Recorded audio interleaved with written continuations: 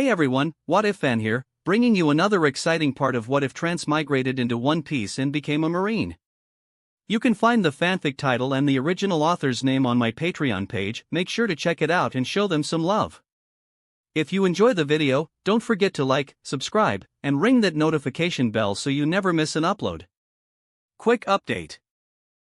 The series What If Ichigo awoke his true powers to save his mother will be going on hold soon, since we've nearly caught up with the author. So now, I need your help picking the next project for the channel. I'm currently deciding between these three fanfics. What if transmigrated into a nightmare mode Dragon Ball world?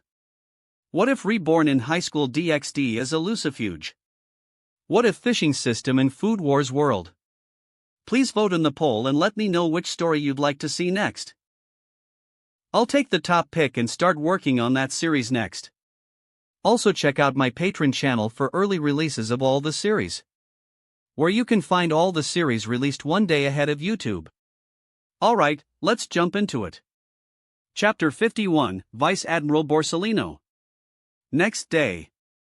Refilling the required supplies, Blaze and his units set off from the island. It didn't take long for them to receive orders from the headquarters. As always, it's regarding some pirates wreaking havoc on some small island. The task didn't interest Blaze much, but the Marine under his command were happy nonetheless.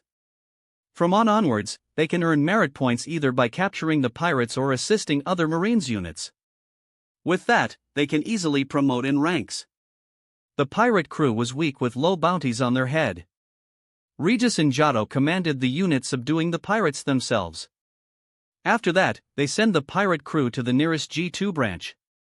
2 days passed. Around noon, Blaze got an unexpected call from Vice Admiral Borsalino himself, which somewhat surprised him. Moshi, is this Blaze-kun? Kizaru's voice sounded from the Den Mushi. Yes, Borsalino-san. Blaze here. Blaze replied in a light-hearted tone. He likes Kizaru's personality as he's a very laid-back, easygoing man who takes most things lightly no matter the severity of the situation. On the other side, Borsalino was perplexed for a moment because Blaze conversed in a way as if he knew him very well. A strange notion indeed, since he's pretty sure that it's his first time speaking with Blaze and he hadn't even seen him before. Well, you were suddenly transferred under my command. I read your file, so I think you won't have any difficulty facing pirates in the first half of the Grand Line. Yes. You have to take care of me from now on, Borsalino-san. I heard you had a little encounter with fishman pirates. What do you think of them? Kizaru asked in a calm voice suiting this demeanor. It's just his manner of speech is slow. Their crew is notably strong, that's because the sea is their turf. But in my opinion, there are two persons we need to be careful about, Fisher Tiger and Jinbe. Both of them are powerful, possessing vast combat experience and skilled in fishman karate. Ooh, you seem to know quite a lot about them, and Kizaru stretched his words. He. It's nothing. I just read a lot of books. Blaze giggled. The world nobles are pressuring us to find the criminal who freed the slaves. It's been nearly 10 months since that incident happened. But, the sun pirates are slippery in the sea. Catching them is no easy thing as they seem to know our moves beforehand. It should be the special ability of fishmen, communicating with the marine beings. Pursuing them in the sea is indeed a challenging task. Blaze nodded his head. What do you think? Can you catch them since you seem to have read more books? Kizaru spoke in a sarcastic tone. Blaze's face twitched hearing his words were used against him. He replied, I will try. Okay then, from now onwards your unit will be in charge of pursuing the sun pirates. I don't care about others, but it would be better if you catch Fisher Tiger alive. Okay, Blaze replied, while the communication ended with a kacha sound. Just an hour later. His unit received a report from the headquarters intelligence department about the sun pirates' location. They were spotted near Leafbite, an uninhabited island spread with strange leaf plants that can attack anyone who intrudes upon their territory. It was located near Red Line. It verified his conjecture, sun pirates mostly roam near the Fishman Island location. After getting an eternal log pose to leaf bite from a nearby marine branch, his unit set off. Here I come, fishmen pirates. When Blaze first encountered them at the Fishman District, he wasn't their match. But now, his strength had been multiplied to an astonishing degree. With his current strength, even if it's Jinbe and Fisher Tiger, he has the confidence to beat them. Blaze then checked his status panel. Name, Blaze Hunt. Occupation, Marine. Constitution, 34.7. Devil Fruit Potential, 32.2. Hockey, none. Items in storage, none. Free Attribute Point, 4.0. Satisfied with the attribute points, he smiled. He's keeping the 4 free attribute points as they may come in handy when needed most. After having a satisfying breakfast, Blaze started his training on the front deck of the ship while Regis and Jado watched over the ship's course. Half a day passed. Blaze and his unit reached Leaf Bite, but there's no trace of Fishman pirates. They already left the island, but Blaze had his doubts. Did they left knowing Marines are coming? Blaze mused while the Marine soldiers under his searched the island in and out. Captain Blaze, there's no hint of them even being here. Could the intelligence be wrong? Regis came over and reported. After pondering for a moment, Blaze replied, no. The information we got from the headquarters can't be wrong. I think they left after resting here for some time. What should we do? We can't chase them blindly, unknown which direction they went, Blaze replied. Report it to the intelligence department, we will leave after their response. Far away from Leaf Bite, the Sun Pirates' ship, Snapperhead, could be seen cruising the sea. A blue-skinned fishman suddenly leaped from the sea and landed on the ship facing Fisher Tiger and Jinbe, while other fishmen like Arlong, Aladdin also came over. What happened? A fishman inquired. It's the Marines. If we stayed there for another hour, we might have encountered them. The blue-skinned fishman replied. How did the Marines find our whereabouts when we don't even visit the human-inhabited towns? Korubi of Arlong Pirates commented. Don't underestimate Marines' intelligence and world government's power. Everything is possible for them. Jinbe stated. Did you see who was in command of the Marine ship that came to Leaf Bite? Fisher Tiger asked with his arms folded. Yes, Boss T. It's the same human we encountered at the Fishman District 6 months back. The ship he commanded is a standard one among the Marines. I don't think his rank is high, probably captain or commodore. The blue-skinned fishman replied. Him? Fisher Tiger frowned. As for Arlong, he gnashed his teeth in anger. How could he forget the human who crushed him? It was the biggest humiliation of his life. From that day onward, he couldn't even face the people of Fishman District. He wants to kill him, but is it possible? Boss T. Jinbe called. Jinbe, that human is formidable. I believe in our strength, but if possible it's better to avoid him than head-on confrontation. Fisher Tiger said. Jinbe was reluctant, but he acknowledged with Fisher Tiger's words. Boss, why do we have to fear a human? Arlong bellowed. We should kill him to make a good example. Arlong. Tiger raised his voice, shutting ladder. Arlong grunted and left the place in disapproval. Chapter 52, Emergency Signal. 15 days passed. Blaze's unit and Fishman Pirates were playing the game of cat and mouse. Every time, he will miss them by few minutes to an hour. Even he was frustrated by repeated failures. Though he was strong, he could neither catch nor reach them in time. How ironic. He just needs one right opportunity. A sight of their ship is enough for him to get them. Furthermore, catching Fishman Pirates yield him more merit points because of what Fisher Tiger did at Mary Geos. Blaze wants to badly learn hockey. For that, he needs at least 2,000 merit points. For now, he only has 800-something under his name. With 2,000 merit points, he can once again go back to the training camp to learn hockey from instructor Zephyr. In Marine, he's the best teacher of hockey. Old Man Magnus, whom he met during his hunting mission, gave his word that he will teach hockey, but the crux is he already told him that he wasn't ready yet. When he will be ready? Blaze doesn't know. That's why he decided it's best to learn hockey from Zephyr. Only by learning hockey, he can travel to the New World, a sea filled with full of wonders, great pirates, interesting people, peculiar islands, and powerful creatures. Blaze stood on the front deck of the ship to welcome a new day as golden sun slowly rises above the horizon. Basking in the morning sunlight, he felt refreshed. Golden tiny particles invisible to naked eyes gathered around him, his body shone in golden light. A sense of comfort washed over him. Morning light is the best time for Blaze to improve his constitution attribute and a perfect time to train his body. Regis and Giotto stood a few steps away from Blaze, watching the latter basking in the sunlight. I don't know why Captain always bask in the sunlight. Does staying under the sun bring any benefit that we don't know? Giotto wondered aloud. Who knows? But I believe Blaze Captain won't do anything meaningless. Regis stated. Both of them are with Blaze for 6 months, and they knew about his character to a certain extent. In fact, most of the Marines on the ship were grateful to be placed under Blaze as they all developed in some way. They respect and trust Blaze very much and will follow his command unconditionally, without any questions raised. At that moment, a Marine ran towards Regis and reported, "Lieutenant Commander Regis, we got another intelligence of Sun Pirates' whereabout." "What?" Giotto exclaimed, a little agitated. "Where?" Regis asked.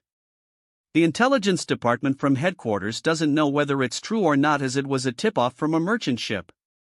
They spotted the Snapper Head in the middle of the sea and it was sailing east.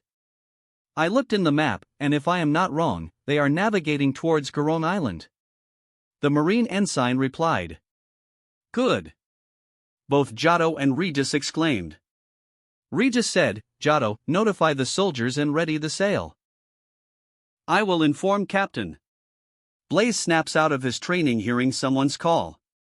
Turning around, he glanced at Regis and inquired, "What is it, Regis?" "Captain, Snapper Head was spotted near Garon Island," Regis replied. "Garon Island?" Blaze muttered, "He has some impression of it." To capture the Sun Pirates, he studied most of the islands located near the Red Line. They mostly roam around this region. Knowing them will just help him a little, as the Grand Line is huge. At most, they can react instantly and pursue them before they disappear again. "What about the things that I asked to prepare, is it completed?" Blaze asked after thinking for a moment.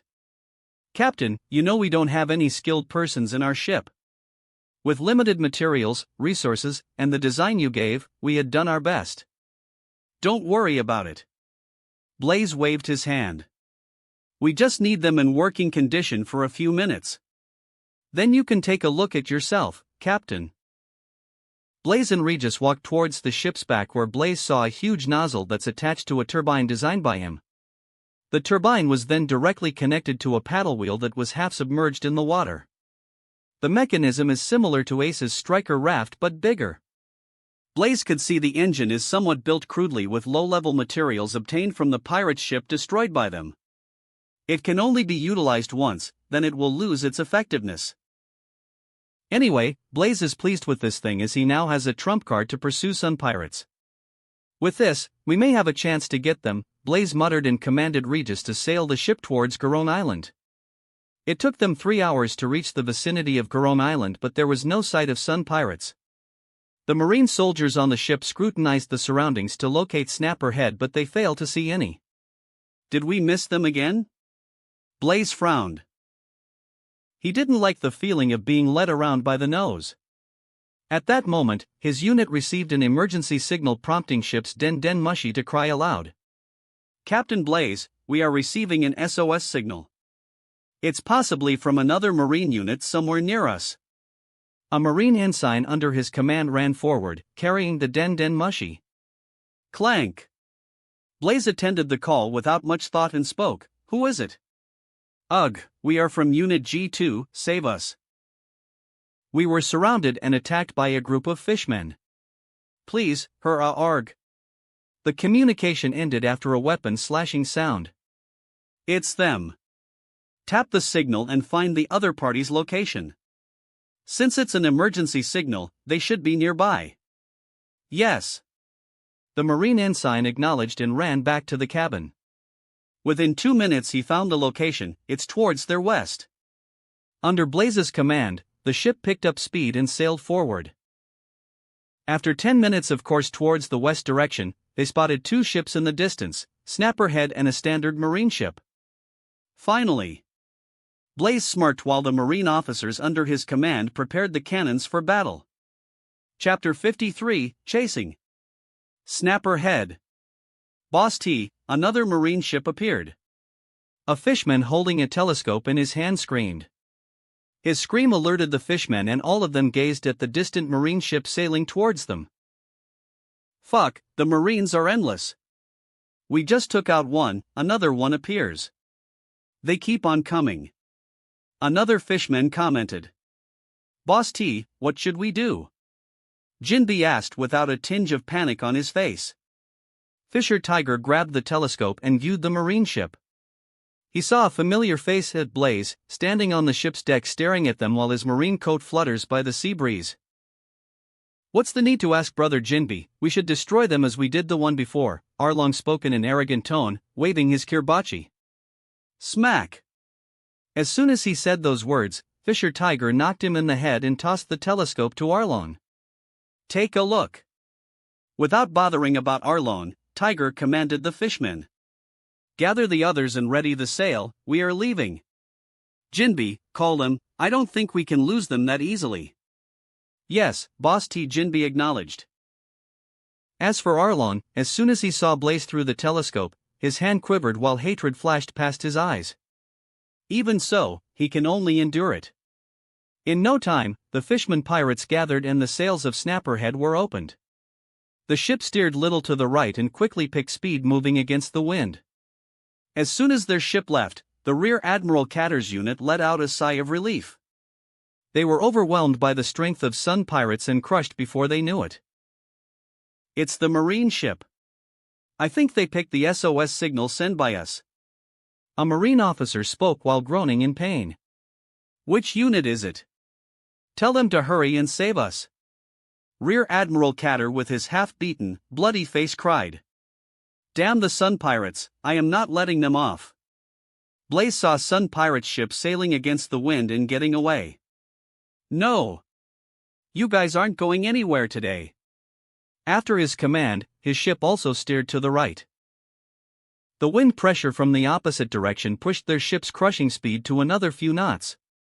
His ship reached near Catter's, but it showed no signs of stopping. The act dumbfounded Kedar and the officers under him, they aren't here to save us? Their ship was destroyed beyond repair, their hulls were damaged with the seawater seeping inside the ship. In another hour or two, it will sink entirely. They only have 2 lifeboats which cannot accommodate all the Marine officers. When Catter saw Blaze's ship sailing without a stop, he was enraged.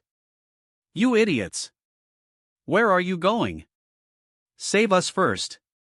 Can't you see our ship is sinking? Hearing them, Blaze didn't stop the ship but leaped high and walked towards them by stepping on air. You are Rear Admiral Catter, right? Blaze asked. Yes. As a Marine, you should be ashamed. Your entire unit was crushed by a pirate crew and now, you are crying for help. You are also obstructing another Marine unit from doing their job. Do you know what sort of crime it is?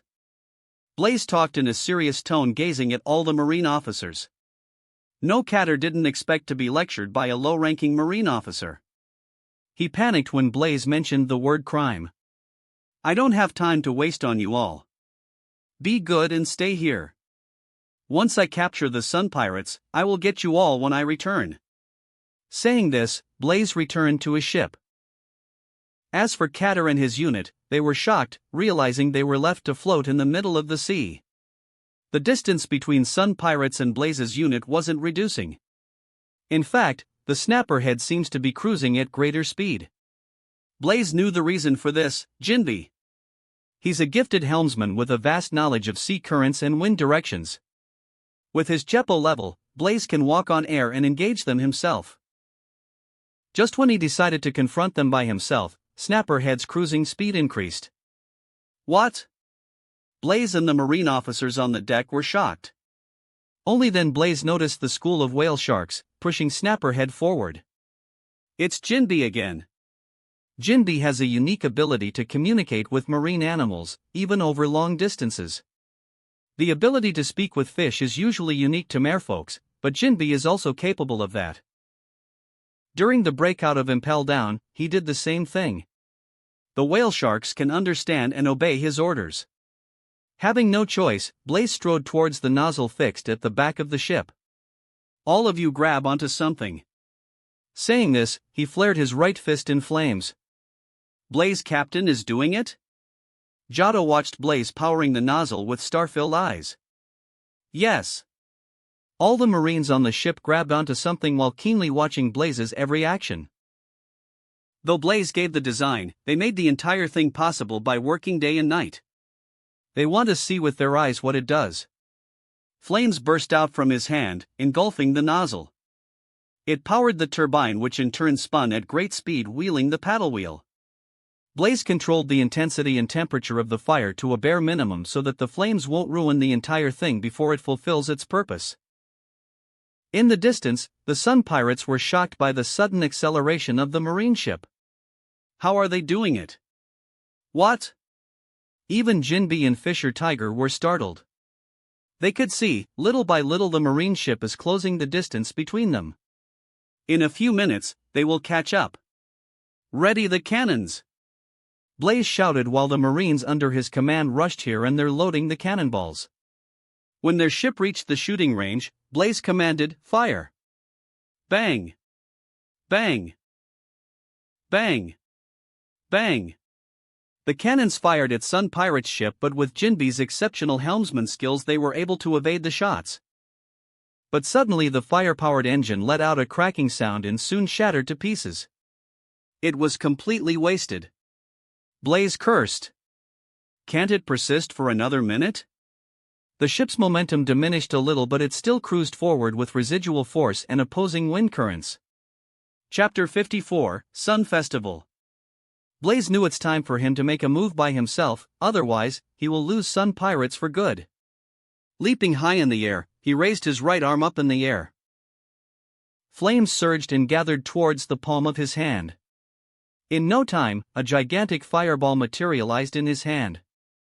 It looked like a miniature sun, golden and glowing with terrifying heat. The fireball's appearance is similar to Ace's ultimate technique, Great Flame Commandment, Flame Emperor. The only difference is the raging temperature. It burns fiercely and was extremely destructive than Ace's fire ability. What's more, it's not the end. The flame spiraling around the fireball began to amass more heat. The gigantic fireball didn't increase or decrease in size, but they were compressed to the point of explosion. The glowing sun-looking ball affected the surroundings and even boiled the sea below him. The Marines on the ship some distance away also began to feel the heat. So this is the captain's true strength, the full extent of his devil fruit ability. Regis spoke, staring at the gigantic fireball wide-eyed. What's Captain Blaze doing? That thing looks like it's going to explode. Giotto gulped. The Sun Pirates too gazed at the second sun that appeared out of nowhere in panic and fear-filled eyes. Even Tiger and Jinbe were dumbstruck by Blaze's display of power. It's not something a human can do. Arlong along with his pirates watched the mystical phenomenon in absolute horror. Now he knew what kind of existence he tried to fight with his measly strength. Laughable. Jinbe quickly urged the school of whale sharks to get them out of here, but they were already doing their best and nearly exhausted. The Sun Pirates felt extreme danger from that thing. If that fireball struck them, then they are done for. Some even thought of jumping into the sea and flee. But Blaze didn't do as Sun Pirates expected by throwing the miniature towards them. He cast the gigantic fireball towards the sky and chased after it. Once it reached a certain height, Blaze punched the fireball towards the direction Sun Pirates were fleeing. Upon impact, it let out a thunderous noise. Sun Festival. Blaze named his new attack. Bang! The miniature sun exploded. It burst into 50-some fiery and colorful fireballs of varying shapes and streaked towards Snapperhead. Twice the size of a football, the fireballs overspread the sky and illuminated the whole region similar to a firecracker bursting into smaller ones. All of them burned fiercely and looked threatening. They rained down upon the Sun Pirates, unmerciful, determined to incinerate all of them to ashes. The fire shower scared all the fishmen on board out of their wits, while sheer terror gripped their hearts. As for the Marines, they also thought Blaze would throw the huge fireball at the Sun Pirates, but his actions awestruck them to the core. All of them stared at Blaze's back in awe and respect. Our captain is so powerful. Even Regis and Giotto were stunned. They marveled at the apocalyptic display of glowing balls raining on the Sun Pirates. They knew from the very start that Blaze is strong, but not to this extent. It completely transcends the level of reasoning and changed their worldview. Of course, it's because they hadn't seen the true power of the world. If they had, they wouldn't be this shocked. Bang! Bang! Bang! The falling fireballs finally reached the ground and began to strike around the Sun Pirates ship. What none of them expected is, the fireballs exploded upon contact. Boom! Boom! Boom! The impact created a firestorm and sent a scorching heat wave. The flames blazed through, obliterating everything in their way, leaving nothing behind. With Jinbe's exceptional skills, he was able to evade some but not all. The fireball destroyed their sails. Some struck the school of whale sharks that were pushing the ship. The whale sharks scurried away in fear, leaving the Snapperhead to float alone. Without their help, the Sun Pirates ship lost momentum and became an immovable target. Tiger was able to block the fireball rain with his fishman karate, but he too was soon overwhelmed by the destructive power of the strikes once they explode. Everyone, onto the sea. Under Tiger's command, all the fishmen came back to their senses and jumped into the sea. Sea is their turf, they aren't without any tricks up in their sleeves. Jinbe too came to his aid and jumped into the sea. All the fishmen let out a fierce battle cry and shouted, giving their all, Kairyu Aponzioi. Sea current lifter. It's fishman jujitsu that heaves the water current upward. The water erupts from the sea as a towering stream of water and blocked the fireballs from further damaging their ship. Since it's a combined technique used by all the fishmen, there were multiple water streams. The streams successfully blocked off the fireballs. Even so, the impact blast and heat shockwave were able to injure them to some extent by scorching their skins. Soon, the Sun Festival ended, but there was nothing but silence. The sea itself burned in some areas and blows white mist due to extreme heat. The fishmen jumped back onto the ship, gasping in exhaustion. To stop the fireballs from destroying their ship, they went all out, exhibiting their complete strength. They all looked at Blaze's figure hovering midair in horror. They knew how strong this human is since they had seen and experienced it personally. A single fireball is enough to burn them crisp. Thankfully, they were surrounded by water and were able to use their fishman jujitsu to stop the attacks with little injuries. They didn't expect to encounter such a powerful human.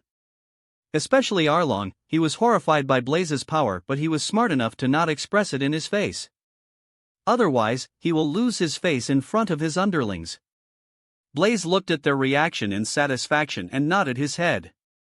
The attack had left a deep impact on their heart as he expected. How is it? Did you guys enjoy the festival? Or want to see another one? Blaze appeared directly above the Sun Pirates ship and asked. There was a tiny smile on his face showcasing his arrogance and confidence. In fact, the fishmen were intimidated by Blaze's presence and terrifying strength. Chapter 55, Blaze vs. Jinbe. Fisher Tiger, I am here to capture you. If you surrender by yourself, I will let your companions go. If not, we will go by the hard way, and I am telling you, it won't be pleasant. Blaze spoke in a nonchalant tone with his arms folded. The fishmen were enraged by the words, but they knew they are powerless against someone like Blaze. Aside from clenching their fists in anger, they can do nothing. Blaze gazed at Tiger, waiting for his reply. Fisher Tiger was still the same he saw in the series, wearing a striped shirt revealing his muscular chest and his crew's tattoo. A captain's coat hung from his shoulders like a cape, which depicts the crew's Jolly Roger on the back. Standing around 17 feet in height with broad shoulders and a muscular physique, he looked rather intimidating and unapproachable, but not to Blaze. Fisher Tiger stared back at Blaze with an expressionless and unwavering face. "There's no need for words, his answer is clear." "So be it." Blaze sighed while flames erupted like a raging inferno whirling around. "Though he's strong, Fisher Tiger isn't also someone weak. In his younger days, he was able to command the Fishman district with his strength and beat Jinbe, who already had a black belt in Fishman karate as a kid. If he's not wrong, the Tiger of now is stronger than Jinbe. Furthermore, they are on the sea, a natural advantage of every fishman. In the series, he was defeated by Rear Admiral Strawberry only because they have ambush and they were on land. Even so, he was able to hold the Marines till the Sun Pirates appeared. He could have lived if agreed to a blood transfusion, but he refused to due to it being human blood. If the fishman decides to escape by diving into the sea, Blaze can do nothing but watch them flee. He doesn't care about others, his only target is Tiger and Jinbe, the strongest of the group. Stomping the air with his right foot, Blaze flashed towards Tiger while the flames surging around him concentrated on his fist, forming a spherical bubble. It's similar to Whitebeard's ability, but in Blaze's case, the bubble is boiling flames as if his fist was shrouded by a miniature sun. Just before he could reach Tiger, another figure came forward and confronted him. It's none other than Jinbe. "If you want to take our boss, you should get past me. Come on then, I hope you don't disappoint me." Saying this, Blaze punched. The miniature sun-like bubble in his hand burst out a torrent of flames that stormed towards Jinbe. The flame was crimson, ferocious, and hot, capable of destroying everything. Seeing the attack, Jinbe's expression turned grim. Without wasting any time, he concentrated his strength upon his fist and punched. Arabesque Tile True Punch. His punch forced the water vapor in the air to release a powerful shock wave. Boom! Both the forces collided in mid-air, generating a deafening noise. Jinbe's punch failed to extinguish the flame but was able to burst open the flames. Swoosh! Before Jinbe could react, Blaze appeared behind him and slammed the sun bubble into his back. The strike scorched his back to flesh level and slammed him into the sea. Jinbe. Boss Jinbe. None of them expected Jinbe to be defeated by a single hit, not even Blaze. He thought Jinbe would dodge the strike and put up a decent fight. Certainly, Jinbe of now can't be compared to his future self. Even so, he's still a formidable foe, having an extraordinary physique and mighty strength. Then the only difference is Blaze, he got strong. It should be because of my constitution attributes' explosive growth. I can't wait to experience what happens when it breaks past the 50 bar limit. Grinning, Blaze gazed at the spot Jinbe dropped. Some of the fishmen dropped onto the sea to check upon Jinbe. But before they could get to the spot, a huge whirlpool arose and Jinbe emerged from the eye of it. It's brother Jinbe. Thank God nothing happened to him. The Sun Pirates were relieved to see Jinbe being alright. Fishman Karate, Spear Wave. Mustering up the whirlpool with his webbed hands, Jinbe launched it towards Blaze. The whirlpool turned into an enormous piercing cyclone of water before streaking towards Blaze. Smiling a little, Blaze inhaled a little and breathed. A huge firestorm blasted from his mouth, confronting Jinbe's spear wave. Boom! The collision triggered a shock wave. The spear wave turned into water vapor while Blaze's flames doused after stopping the attack. Good. I hope you have more tricks up your sleeve because I am just getting started. Blaze expressed and hoisted his right hand up. The human is going to something again? What should we do? A fishman said. Jinbe, get out of there. The flames gathered around Blaze's index finger and soon turned into a giant fireball resembling a miniature sun. Yes, this is similar to Escaner's ability, Cruel Sun. But Blaze's Cruel Sun won't be as effective as Escaner's since his devil fruit powers hadn't fully developed yet. Even so, it isn't something Jinbe can block with his current strength. Everyone once again gets to witness Blaze's overwhelming power. What is his ability? He can even summon a sun. How are we supposed to fight a being like him? The fishmen despaired, experiencing searing heat from the mini sun. Even the ones lingering in the sea felt the change in the surrounding. Arlong was also among the fishmen. He gazed at the miniature sun in terror. He masked his presence completely so that Blaze won't notice him. As for Blaze's unit, they halted the ship some distance away from Snapperhead and watched the confrontation. Traveling any further isn't good for the standard marine ship. I can keep this going on for an entire day, you know. Surrender or perish. The decision is yours. Blaze narrowed his eyes. He doesn't want to kill them, he just wants to capture Tiger since he doesn't want the latter to get killed. Right now, Impel Down is the safe place for him. But will Tiger surrender? The answer is no. He's the type of person who would rather die than surrender. The same goes for Jinbe. Chapter 56. Fisher Tiger. Some distance away. Rear Admiral Catter and his unit had a shocked look on their faces. Though they didn't know exactly what's happening, they saw a huge sun-like ball and how it exploded into smaller ones. Especially, Catter, he was terrified. He knew it should be the result of a clash between the earlier Marine unit and Sun Pirates. That young Marine comes from headquarters? Who is he? Why, I haven't heard of him before. He knew very well that only Marines from headquarters possess such astounding strength. When he comes back, I should be more polite to him. Back to the battle. Fisher Tiger looked at Blazes with his never-changing expression. But in his heart, he knew the Sun Pirates aren't his match. 6 months back, he had the confidence to beat Blaze, but now he wasn't sure. How did the human get this strong in the short span of 6 months? Though he isn't certain of defeating Blaze, he won't go down without a fight. He also doesn't plan on getting captured again. On the other hand, Blaze knew he had to resort to a hard way to subdue the Sun Pirates. Facing stubborn characters like Jinbe and Fisher Tiger, he has no other choice. If they don't surrender, I will beat them till they are knocked senseless. Blaze thought and projected the miniature sun towards Jinbe. Zzzzz. Facing the attack that already began to burn their skins, all the fishmen in the proximity other than Jinbe and Tiger fled far away. Jinbe, still in the water, conjured another whirlpool with his fishman jujitsu, but under extreme heat, the water in the surroundings turned into vapors. This is completely different from the little fireballs they stopped. Jinbe thought, what is that human's ability? His flames are many times stronger than normal fire. As the target of the attack, his skin began to char while the sea around him turned to beet red and boiled in extreme heat. Having no choice, Jinbe dives deep into the sea and decides to confront it from there.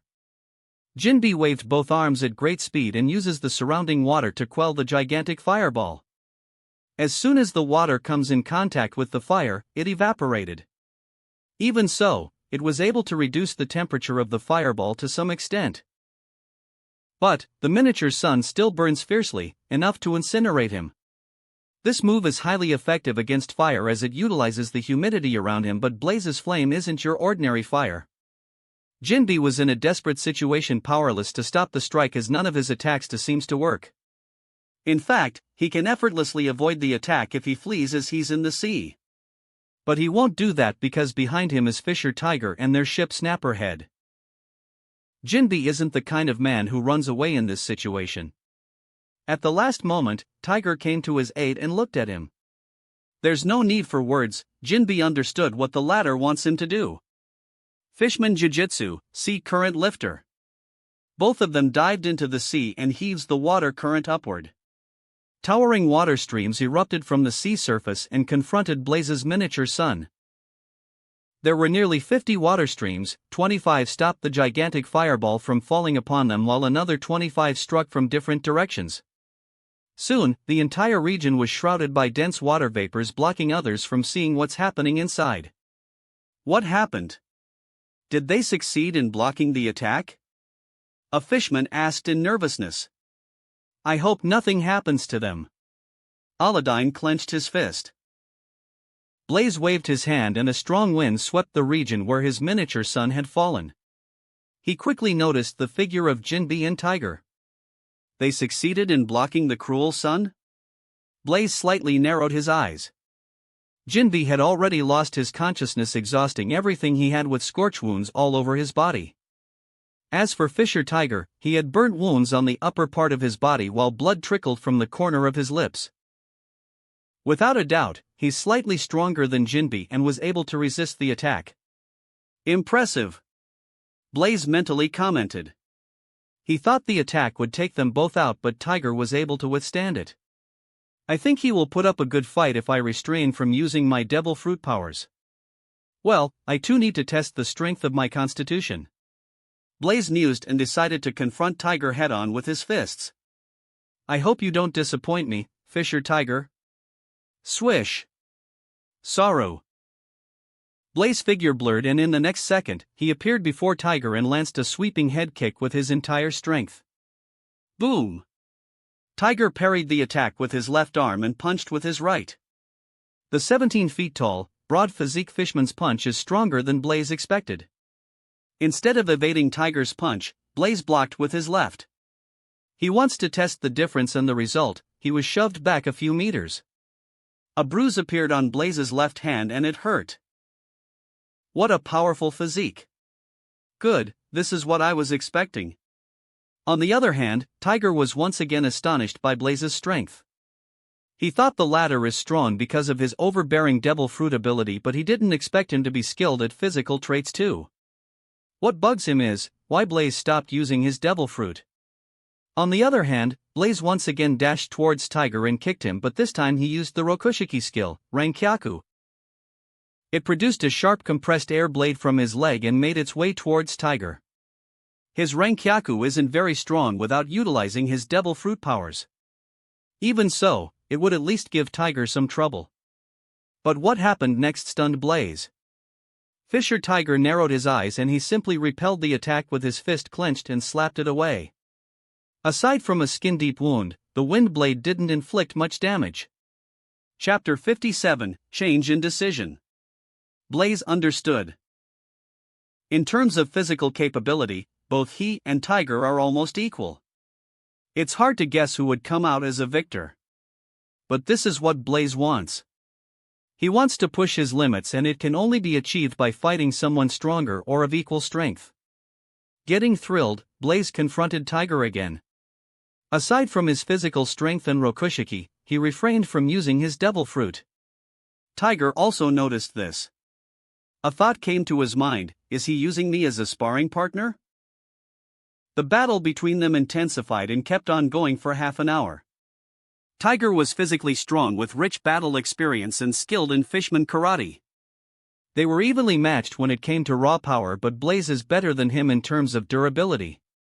His Senju constitution provided him tremendous stamina and resilience. Tiger finally reached his limit after fighting for an hour. Slowly, Blaze's attack began to connect, and was able to inflict injuries on him. Even so, Tiger insisted on fighting with his injured and exhausted body. It's like he won't stop unless he's dead. He is indirectly telling Blaze that he can only be captured dead. Blaze was impressed. He knew fighting anymore is meaningless. He only fought like this to improve his combat experience and got what he wants. Tiger, stop resisting and surrender. You won't be able to defeat me, it's the end. Blaze spoke, but Tiger responded with his fist. Sighing, Blaze effortlessly dodged the attack and warned, Tiger, if you insist on doing this, I have to knock you out. Tiger stopped his attacks and heaved, barely holding himself with just his willpower. It's my loss. I won't complain, as I was defeated fair and square. But I can't let myself captured alive, again. I had enough of being a prisoner and slave. My wanted poster says dead or alive, right? You can hand me to the Marines, but before that kill me. Blaze gazed at Tiger, whose heart resolved to die then get captured. His initial plan was to send him to Impel Down. Once Jinbe gets the position of Warlord of the Sea, he can free Tiger. But, will everything go as he thinks? Will Marines send Tiger to Impel Down, or will they hand him over to celestial dragons to quench their anger? Blaze contemplated. He wants to save Tiger, but the latter isn't in a position to accept it. Maybe some things are better as they are, trying to change them will result in worst consequences. Tiger continued, I can tell, you don't discriminate against us in trying to capture me with nothing but goodwill, but for me, it's better to die than to be a prisoner. Blaze thought for a moment and decided. He doesn't plan on capturing Tiger anymore. His way of thinking is too simple while the working of the world is complex. Even if you want to help someone, it doesn't mean others will accept it. Fisher Tiger, even if I don't capture you today, other Marine units will still come looking for you. We will meet again if you are alive by then. Waving his hands, Blaze turned around and simply walked away, leaving Tiger in a bewildered state. What did he mean by that? He isn't going to capture me anymore. Tiger thought. But why? No one answered his question. It will forever remain a mystery. If nothing goes wrong, in another year or so Fisher Tiger will meet Cola and lose his life under Strawberry's hand. Getting back to the ship, Blaze commanded his unit to turn around. He called Regis and spoke, report to the headquarters that Sun Pirates escaped our pursuit by diving into the water, abandoning their ship. As a devil fruit user, I can't possibly chase them underwater, right? Yes, Captain Blaze. Regis's lips twitched while he kept his expression straight. He saw with his eyes how Blaze beat the Fishman pirates black and blue while the latter had no resistance against his overwhelming strength. But now, he says he fails to capture them. Who would believe it? He doesn't know why Blaze didn't apprehend them, and he won't question his decision. Not just him, all the Marines under Blaze's command also thought the same. For them, it's just a few merit points, they will earn it later. Don't forget to pick the Rear Admiral Catter's unit on our way back. Saying this, Blaze went to his cabin to rest. On the other side, the fishmen were perplexed by the sudden change in event. They all thought Tiger would be captured by the young Marine, but the latter simply walked away. Snapping out of their stupor, they rushed towards Fisher Tiger while some went to check on unconscious Jinbe. They felt relieving noticing his injuries aren't life-threatening. Boss T. Soon, both Tiger and Jinbe were carried to the already half-destroyed Snapperhead. None of them know what to do at this moment. They were crushed by a single human, it was a hard blow to them. At that moment, Aladdin spoke, first let's get out of here. We will discuss once Tiger and Jinbe recover. The others nodded while some jumped into the water to push the ship as their sails were completely damaged. Once Blaze got to his cabin, he checked the taskbar as he got notification from the system when he defeated Fisher Tiger. Defeat Sun Pirates. Reward, 1. 0 Constitution plus 1.0 Devil Fruit Potential. Seeing the reward, Blaze was a little surprised when he saw there's no free attribute point this time. What happened? The Sun Pirates reward is a lot higher than Demon Bear Pirates, but it still didn't yield him any free points.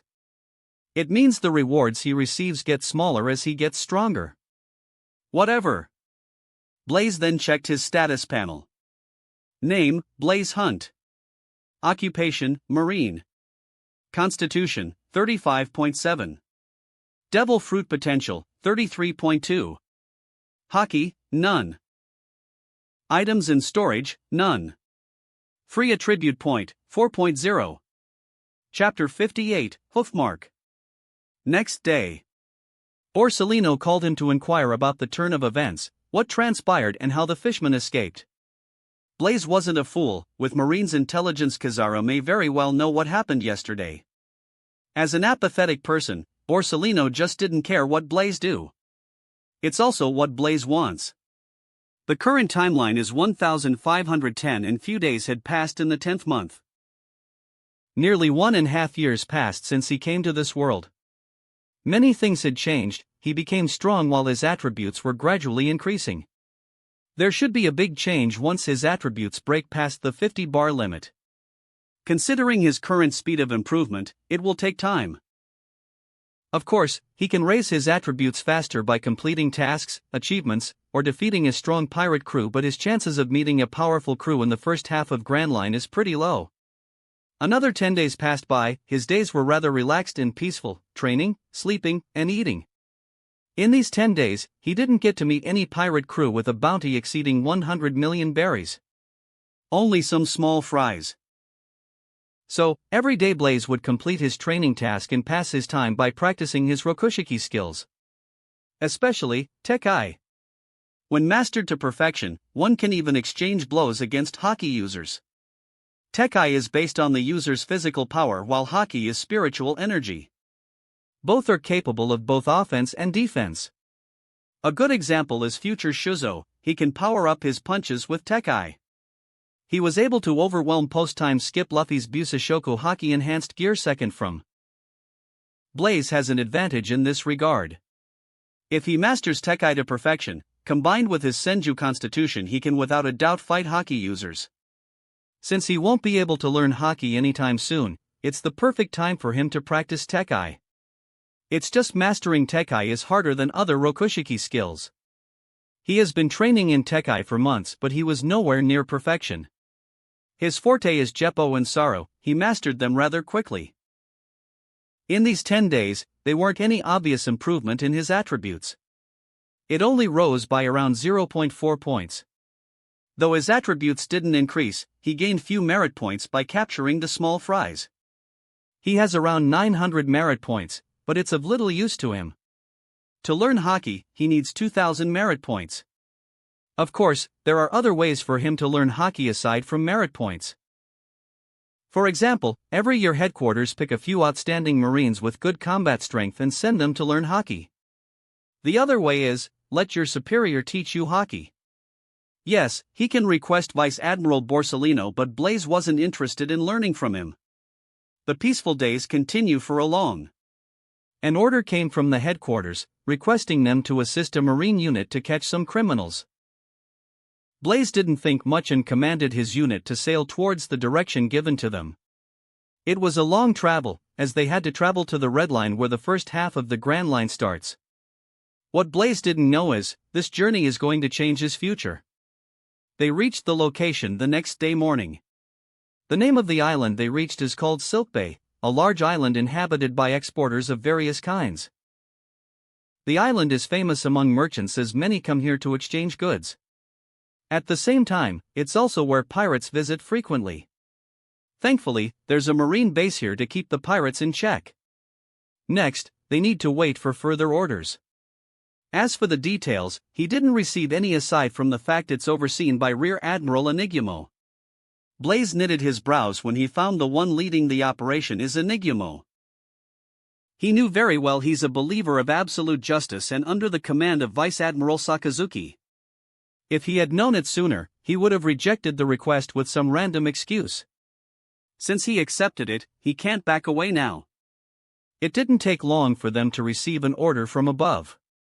The call was simple: they need to hold if any merchant ship comes in their direction.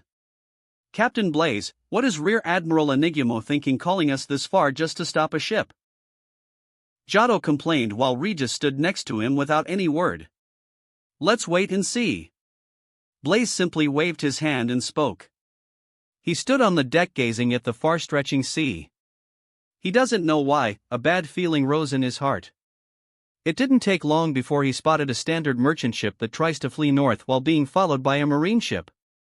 Under Blaze's command, his ship went to obstruct their escape path.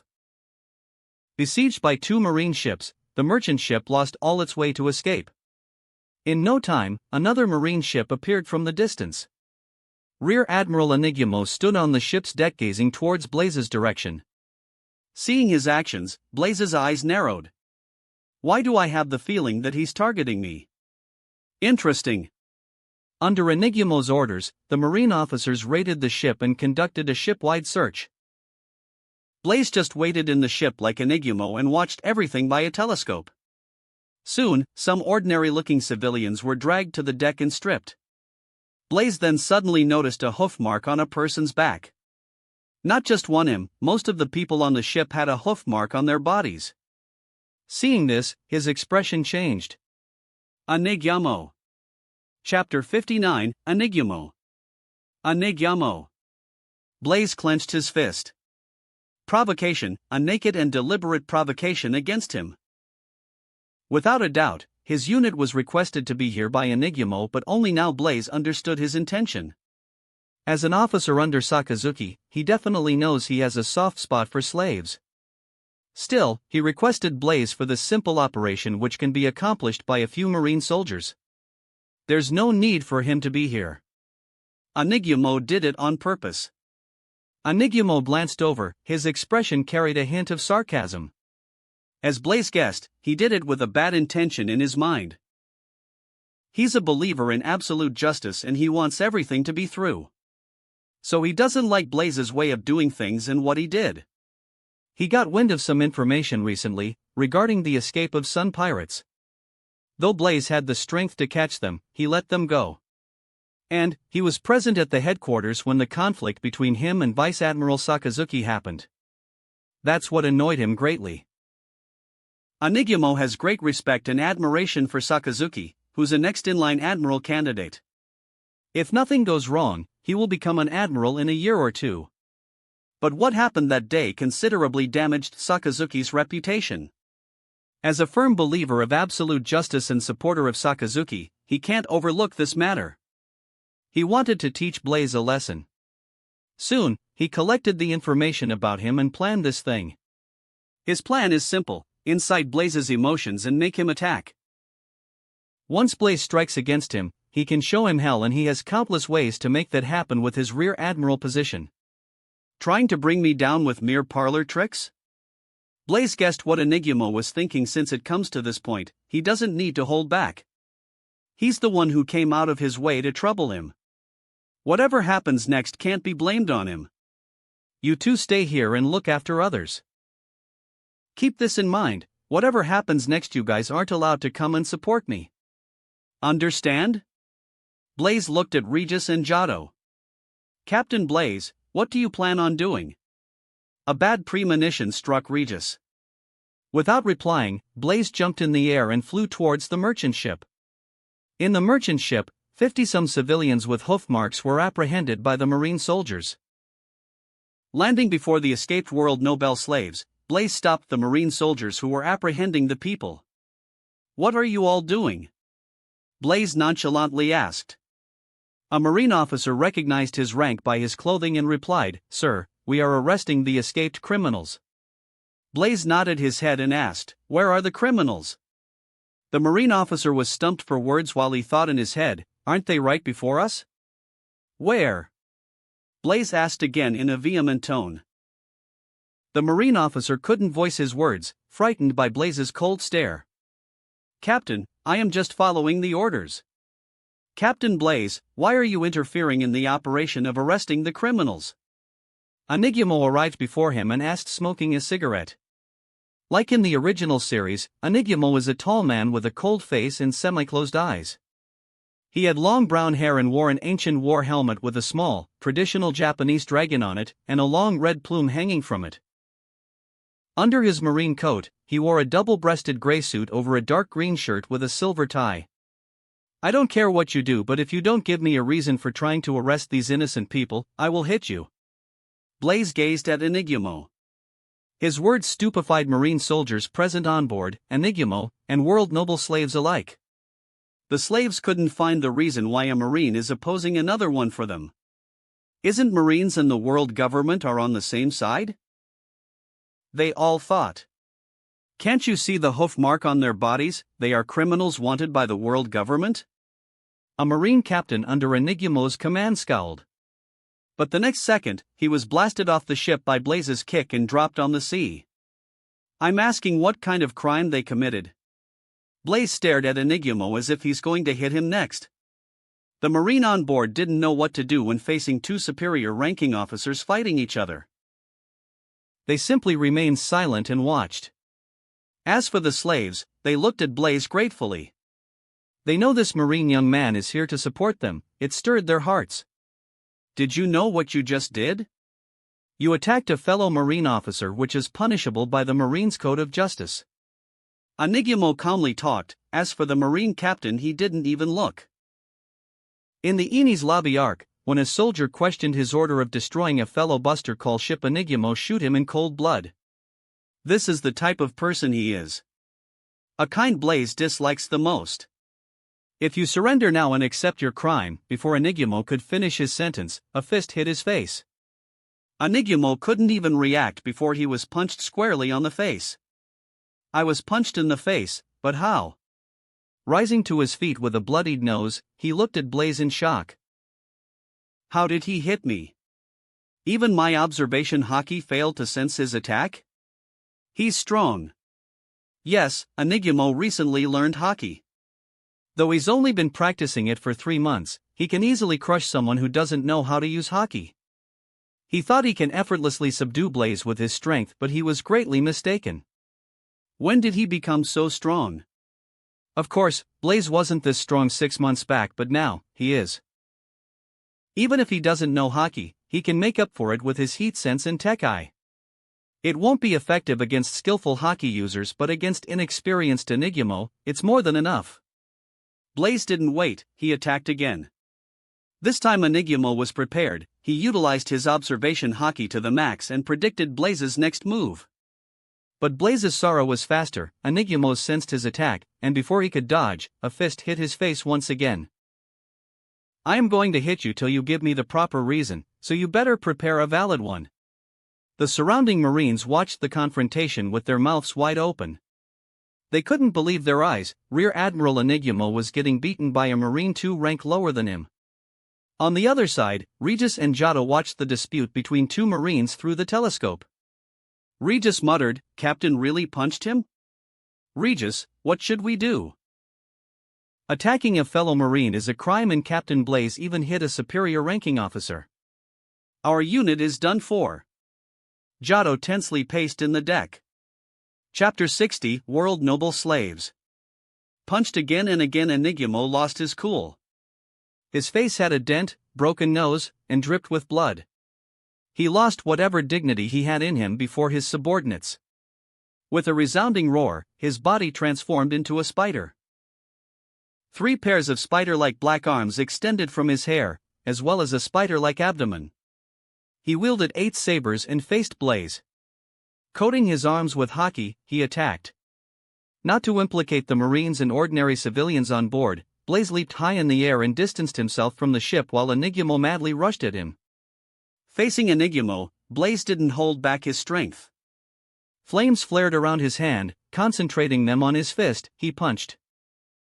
A dense column of raging fire burst from his fist and blazed forward. The sudden attack shocked Enigmo as he felt immense crisis from them. The intensity of Blaze's flame exceeded his expectation. "If I don't dodge, I will be burned to crisp." Hastily, Enigmo covered his entire body with haki and used Sara to get away from the attack. But what he didn't expect is, the fire fist changed direction in mid-air and targeted him. The flame is the extension of Blaze's fist, so of course, he can control and change its direction however he wants. Before Enigmo could dodge again, the flaming fist struck and engulfed him completely. "No!" he screamed, feeling the scoring temperature and power behind the fist. Thankfully, he covered himself in haki, otherwise, he would have been incinerated to ashes. Even so, the attack burned his skin and charred his flesh while the impact smashed him straight into the ocean. "With such a measly level of strength, you want to take me down?" Blaze grunted. Returning back to the ship, Blaze freed the world noble slaves. As for the remaining Marines, they didn't dare to intervene in his actions. Soon, the Marine unit withdrew from the merchant ship and left the area, saving Enigmo, who was already unconscious and half dead. Blaze then looked at the slaves. There were all kinds of people, young, old, men, women. Among them are even some around 10 years old, the same age as Koala. Is it their crime for being a slave? Who defines this? Blaze thought.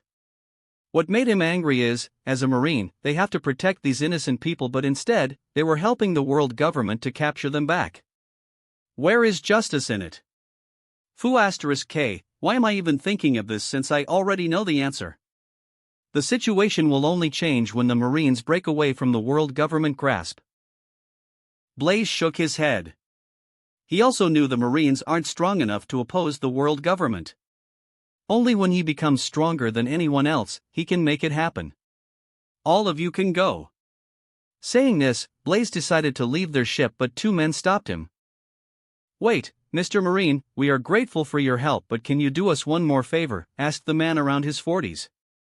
Holding a long saber in his hand, he looked nothing like a slave, but the hoof mark in his arm said otherwise. The other man seemed to be in his 30s with burly build. The saber-wielding man knew the Marine before he is different from the ones he encountered previously.